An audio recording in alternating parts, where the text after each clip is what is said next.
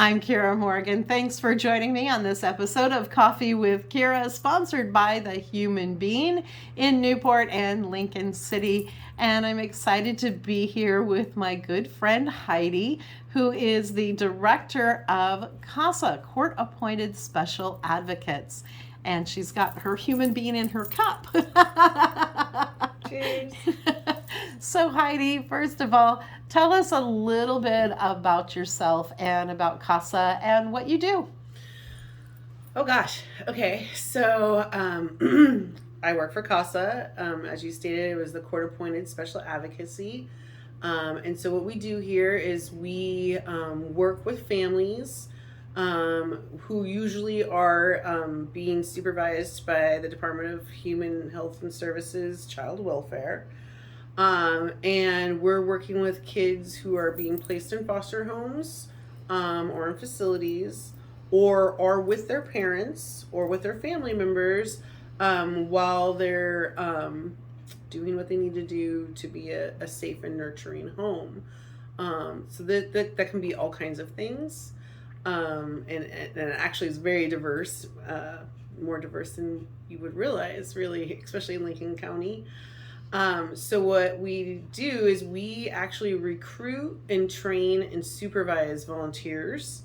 So anybody can come to CASA and sign up to be a volunteer. You actually can go online. We just got a new website at casa-lctc.org. And there you can read about our organization and read what we do. And then if you're interested, we do a CASA one-on-one class, and you come and you kind of learn about the laws and the procedures and the timeline that we're looking at with these families.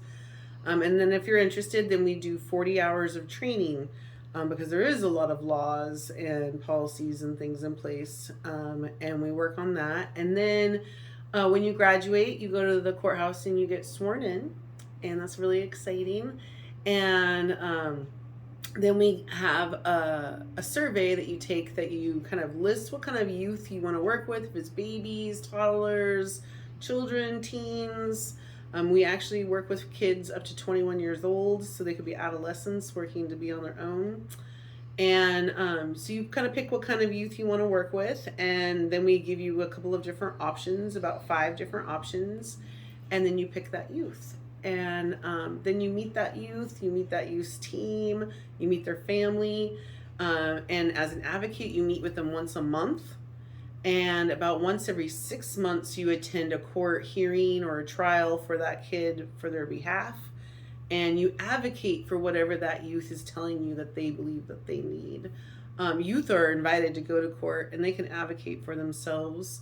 But because they're in the center of this situation, it can be very emotional and it can be very intimidating. It can be very traumatizing. And so the advocate really helps that youth be able to voice what they need for their story. And then when the case is closed, the advocate can choose another youth, or they fulfilled their volunteer service. And so then they kind of graduate from our CASA program. We have our numbers of youth in care are the lowest in years right now because of COVID, because there hasn't been much community connection with a lot of our youth. So in this future year, we're expecting our numbers to rise sharply and quickly. Sadly, because so many families have been in isolation. A lot of families have been in the same home with each other. Maybe they were in the process of separating before COVID, but then because of COVID have stayed together and have had a lot of challenges financially.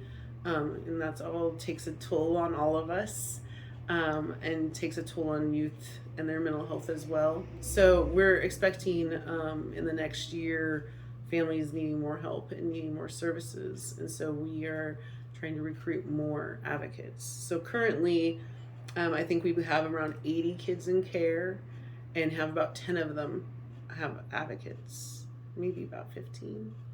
But we are expecting our numbers to be about 150 in the next 6 months. Do CASA volunteers work with more than one youth? Not usually. Not usually. We have some advocates that have been advocates for some time and feel a lot more comfortable with it, and can take a family of siblings, maybe up to like 3 or 4 siblings. But to be honest, not always do they keep siblings together, and siblings could be in different foster homes and in different situations, and so in that can be a lot of work for an advocate to have to go around the county. Our county is pretty big. And you also cover Tillamook County as well. We do. Our office covers Tillamook, but there is an actual physical office in Newport and a physical office in Tillamook. Both offices have program managers, and those program managers are who work intimately with the CASA and help with the situations and getting the information that they need. They do a lot of field work, talking to teachers, counselors, doctors, to get the best information for the judges to be able to make the most informed decisions for these kids. And so, so it's a pretty busy place. Currently, we're sitting right now in our CASA clubhouse, and that is a space that volunteers made for the kids. Because of COVID, it was very difficult for us to go and visit families and visit kids. And so we created this clubhouse, which has this wonderful library behind us. So kids can come here. Actually, we have a lot of teens who meet each other here and just hang out and support each other in their own peer group. Our advocates meet here. Some are here in person, some are online.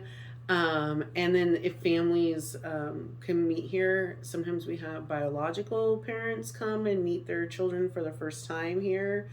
And then we have foster parents also who have their kids here. So our Newport location is really wonderful because it is so central. And we also can have kids come here and play and hang out with each other, and while there's court going on a block away or whatnot, and not have to be immediately involved in what's going on there. And you also, Heidi, do a lot of work with trauma-informed care. Yeah. Is that through CASA or is that a separate program? About me, so I've worked in Lincoln County for the last 10 years with our youth and families, and have been working on trauma-informed care and resiliency building work. And so when I first started working at CASA about 2 years ago, there was an opportunity for me to get nominated to become a facilitator of trauma-informed care workshops. And so I was nominated and chosen and applied. It was kind of a process. But it was through a training through Trauma-Informed Oregon. And Trauma-Informed Oregon is a nonprofit ran through Portland State University by a bunch of therapists there. And they're paid for by OHP, by actually OHA, Oregon Health Authority, because there's so much evidence and so much knowledge about how trauma affects people differently and can shape them for the rest of their lives. And so CASA felt like this was important for me to do this work, and I was pretty passionate about it and wanting to do the work.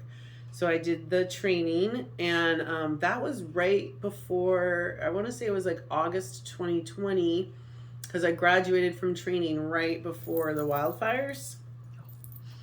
And so right when the wildfires happened, the county started asking me to go and do training for the survivors and the Grange workers and the EMTs and the volunteers who experienced that trauma. And so I started doing that.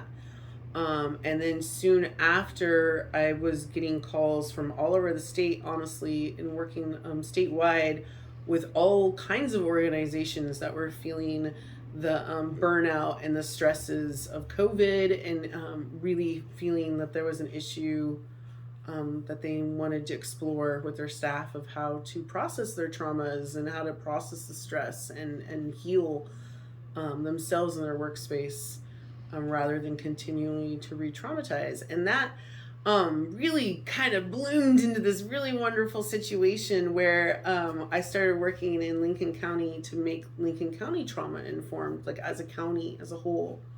And so I got to do some really great work with the commissioners, their offices, the Lincoln County Health and Human Services. It just branched out into all these different organizations, and so I've done several trainings, and it's been really wonderful. And what it has happened is now, out of those trainings of our local organizations, I started to be told by different directors and executive directors, like, we can do this for our employees, but there's nothing for us.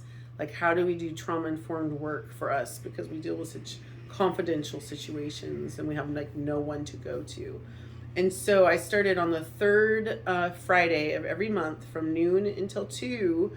We're meeting at the Annex, which is right down the street from CASA, which is also an amazing facility for Newport. And we meet at the Annex, and we're having a Lincoln County leadership peer group. And so anyone who is a leader or a decision maker in the county is invited. And we come and we talk about traumas. It could be a storm, it could be a car accident, it could be, there's lots of different kinds of challenges and losses that happen to our employees, our clients, or even to ourselves. And so we talk about these different gaps and these different areas that we're feeling. And it's been really great because different organizations have been able to say, oh, we had that issue and we're addressed it this way. This is what worked for us, or this is still an issue and we still haven't been able to find an answer for it.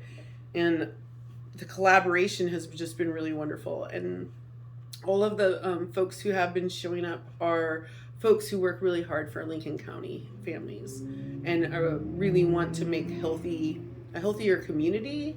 And in order to do that, we have to have a parallel process of having healthy employees. And so we've really been doing a lot of work on where our vulnerabilities are and where we're suffering, where it's hard, where we're hurting. So that, and of course, that's like understaffed, overworked, underpaid, lack of housing, all of those things, all these like gigantic things that are affecting us. So that we can get ahead of it. We can get upstream a little bit better. And Heidi, what is a time commitment if someone wanted to volunteer for CASA? Do you have to be retired to do that? No. Actually, we have lots of nurses and teachers, professors, all kinds of different people will volunteer. The time we say is 10 hours a month. I think it's pretty independent on the person. I've seen some people do a lot more work than that, and I've seen people do a lot less. It definitely depends on the family. It definitely depends on where the family is and reunifying with each other, where the attention is needed. We've had some kids who are on disability, maybe have like a mental health issue, and there takes a lot of advocation to get them to the doctors and get them seen because of those kind of barriers and challenges that a lot of our families face here in Lincoln County. And so really the best advocates are folks who are survivors themselves of trauma, who have been survivors themselves with their own children, raising them here in our county, understanding transportation, housing, employment issues, healthcare issues. And it really just takes like a really compassionate person, a person that really understands that these families are doing the best that they can, and that they're facing a lot of barriers, and being able to help support them. We have a wonderful team in Lincoln County between ODHS's child welfare team, the judicial team, the police department. There is a lot of hands that are holding each other and helping each other to try to raise families up. Judge Benjamin just started a family court in Lincoln County, which is a really big deal because, again, that's working with families that have substance abuse issues or criminal history, and really seeing like what it is that they need to help themselves and treat themselves, and then being able to provide that in our community to support them. All right. Heidi, is there anything else that you'd like to add?